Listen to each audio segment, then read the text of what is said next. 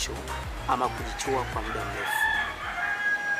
Leo nitazungumzia vitu hivyo viwili ambavyo vinahitajika kuvifanya ili kuondokana na madhara haya kuchua mwenyewe ama kupiga kuchu. Okay, kitu cha kwanza ambacho unatakiwa kufanya, unatakiwa ufanye mazoezi ya viungo kila siku walau mara 3. Yaani namaanisha asubuhi, mchana na jioni. Hii itakusaidia kuimarisha misuli ya viungo vyako pamoja na misuli ya uume wako, ambapo utawezesha damu kusafiri kwa urahisi mpaka kufika katika misuli yako ya uume na uume wako utarudi kuwa imara.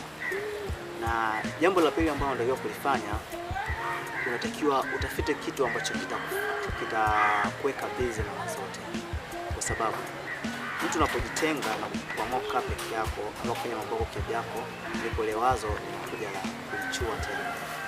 Kwa hiyo ili kuondokana na hiyo issue, unatakiwa kujikeep busy, na kwa kufanya hivyo basi baadhi ya misuli itarudi katika hali yake ya kawaida, kwa sababu ni ugonjwa kwa kawaida. Baadaye unakuja kujirudi na misuli na kuimara kama kawaida na unaendelea na tendo. Okay, leo nimetoa hayo mawili na mimi nitakusaidia.